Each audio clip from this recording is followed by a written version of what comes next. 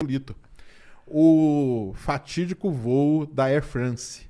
O 447 lá. Exatamente. Cara, o pessoal não sabe, eu trabalho com petróleo.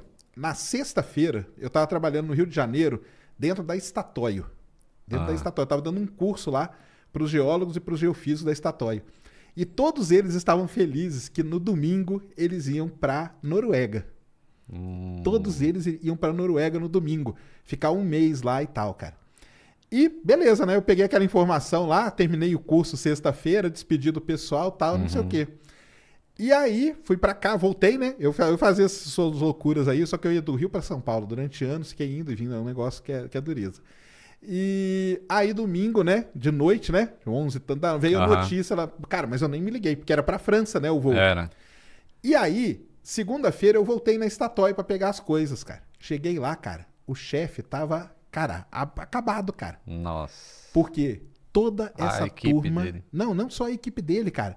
Um monte de advogado. A Statoil foi a empresa que mais perdeu gente naquele acidente, cara. Caramba, olha só. Porque não sabia eles foram para Rio-Paris e de Paris eles iam para Noruega. Pra lá. A Statoil, na época, eu não sei se você vai lembrar, mas ela soltou um comunicado, entendeu?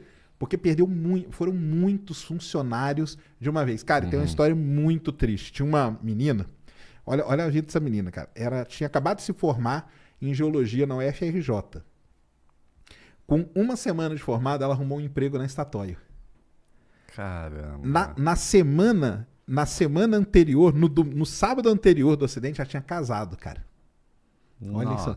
E aí, o que aconteceu? Bem, ela tá indo pra Noruega, elas conseguiram, né? Porque ela já tinha passagem e tudo. Aí elas compraram a passagem pro marido. Eles iam passar a lua de mel, cara. Putz, é muito triste, né? É muito triste isso aí, cara. Eu acho que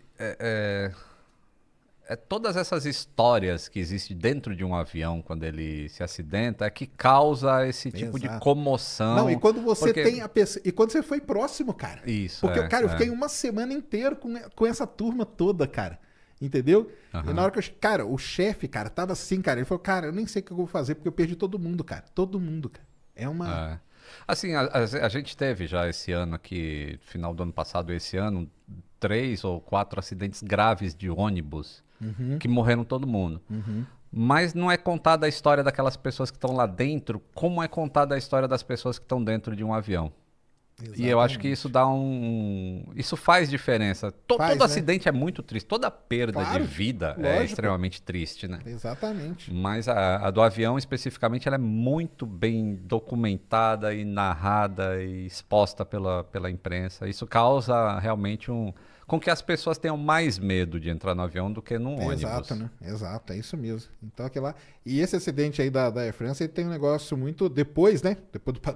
Foram anos para descobrir a caixa preta, né? Foi 2 anos. Porque ela encravou numa montanha submarina lá, né? Ela estava 3.800 metros de profundidade. E os caras usaram um negócio de inteligência artificial foda para achar ela, né? Usaram um método matemático, né? De estatística de não sei o quê. Bayesiano, um negócio que eu uso no petróleo, entendeu? Usa isso aí no petróleo? A gente usa muito isso aí no petróleo, os caras usam isso aí. É uma história, cara, pra quem não conhece, é triste pra caramba o acidente. Vejam o seu vídeo lá, você explica direitinho, né?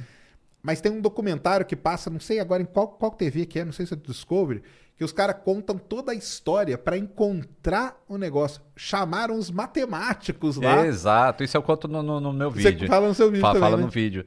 E isso eu acho legal para as pessoas saberem, assim, né? Que, aconteceu um acidente, pessoas morreram, e 2 anos depois, 60 milhões de dólares depois, a caixa preta foi recuperada. E a princípio você pensa, mas por quê? E o grande porquê é a aviação sempre precisa descobrir o que levou a um acidente. Se você não descobre, significa que outros podem acontecer. Exatamente. E aí, por isso esse gasto gigantesco e essa busca por uma caixa preta. A partir do momento que tem e se consegue montar a história do que aconteceu no voo, que tudo isso que eu conto no vídeo é baseado no que saiu da caixa preta. E aí as pessoas vão entendendo passo a passo como é que se desenrolou aquele acidente. Uma vez que você entende isso, aí você começa a criar barreiras É a tal da teoria do queijo suíço, né? Você começa a criar barreiras para que Um elo um elo grude não no outro, grude né? no Isso outro e mesmo. vai estourar lá no final. É isso mesmo. Então essa é a importância e o gasto que se faz com isso. Não, e ali foi um gasto terrível, né? E o pessoal meio tinha desistido, né? Uma época, né? Eles ficaram meio, né?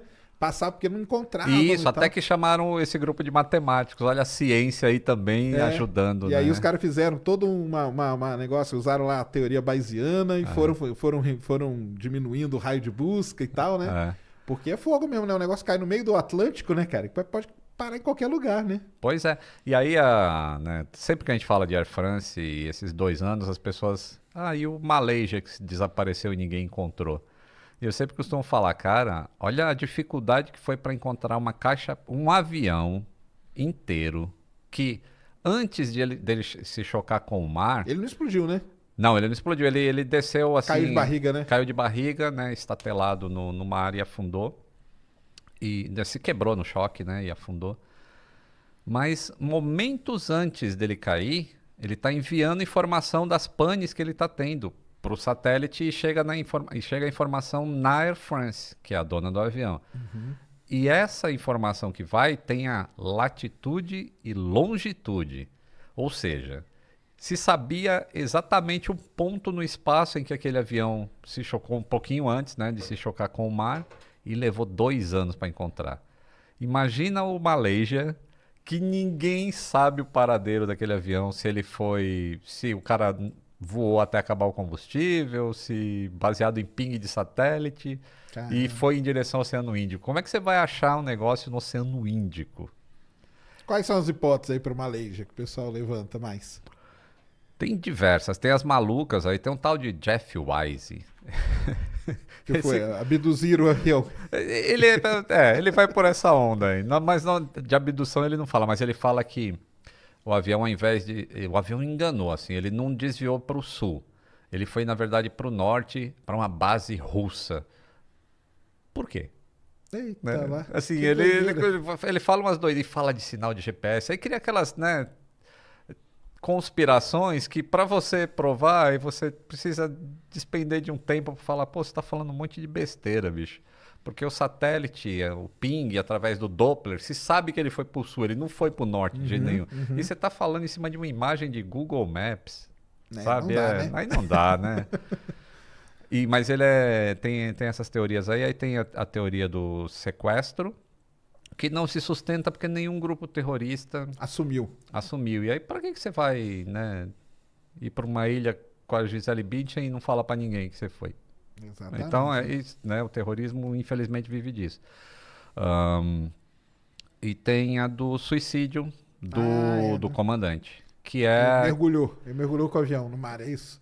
Basicamente. é muito difícil entender como é que se faz um suicídio Mas aí que ele coletivo. desliga tudo, ele sai desligando as coisas, porque ele pode, né? Tá, eu vou falar minha teoria pela primeira vez, eu acho que eu vou falar isso em Então, consideração. fala a A gente teoria. tá conversa de bar, então, isso né? aí. O que eu acho, tá? Isso não é a verdade, tá, pessoal? É o que eu acho.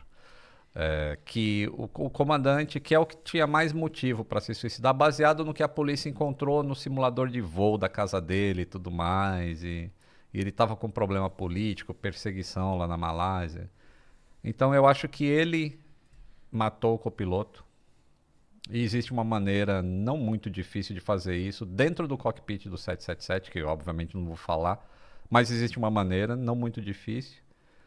E o avião ele faria um voo de aproximadamente 5 horas entre a Malásia e acho que ele estava indo para a China, se não me engano. Uma vez que o copiloto está morto e a porta do avião é blindada, acabou. Ninguém mais tem acesso ao cockpit do avião. Só o comandante podia abrir, né? Só o comandante que pode abrir. Se você fala para os comissários que tá tudo certo, tá tudo certo. Segue o voo. Você de noite dentro do avião, você está comendo e vai se preparar para dormir, certo? As comissárias fazem o serviço de bordo que tem que fazer. Enquanto isso, o avião não está indo para a China. Ele já começa a fazer a volta para ir para onde ele tem que ir. Baseado no plano de voo que o cara fez no simulador dele.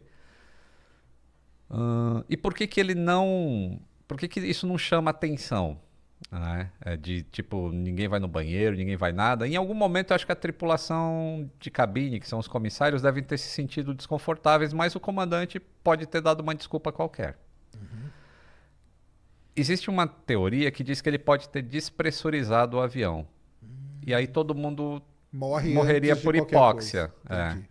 Inclusive ele, mas o oxigênio dos tripulantes demora mais do que o dos passageiros. O passageiro é 15 minutos, o do tripulante daria para respirar por mais de 2 horas em condição de falta de oxigênio.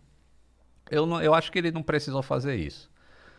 Como ele sabia como desligar o transponder Isso.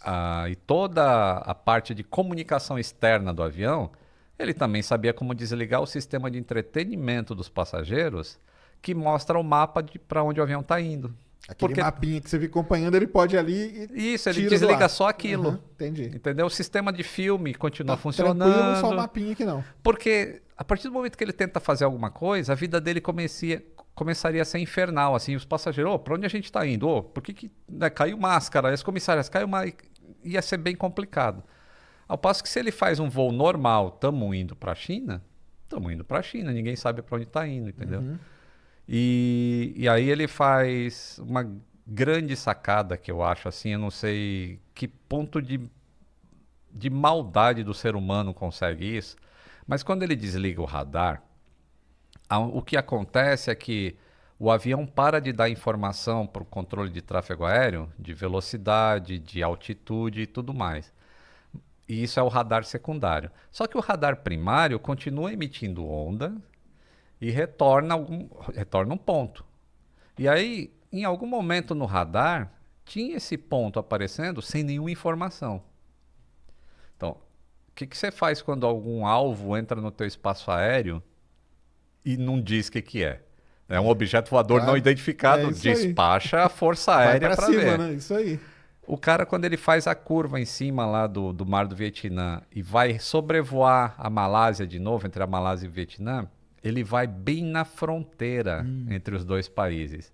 Então, uma hora ele está do lado do Vietnã e aparece o blip lá no radar do cara. O cara, opa, acho que tem um negócio aqui. Aí daqui a pouco ele está do lado da Malásia. O cara, acho que está lá no Vietnã. E o outro, acho que está na Malásia. Entendi. E ninguém despachou a Força Aérea. Cara, ele fez um jeito de dar um driblar. Isso, porque um joga pro outro assim, tá lá na Malásia. E o Vietnã... Porque não é um negócio que fica, né, consistente ali, né? Porque a fronteira não é uma linha reta, né? Exato. Nossa, cara.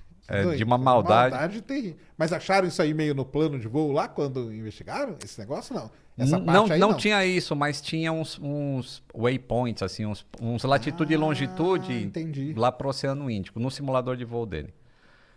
Outra coisa que ele faz é que a cidade que ele morava ficava a oeste de onde ele decolou. E um pouco antes dele entrar no mar de Andaman, acho que é isso, ali entre a península e não sei o que lá. Ele faz uma curva à esquerda e passa em cima da cidade que ele nasceu. Caramba. Então isso tudo leva a crer que foi o comandante mesmo que estava controlando o avião. Então todo esse papo aí que eu lembro que saiu muita teoria de conspiração. O 777 tem isso, tem aquilo. Aí começaram a colocar a culpa no avião, né? Perdeu todo o sistema elétrico. O avião ficou voando 6 horas. Cara. Aí não, para perder... Caramba, cara.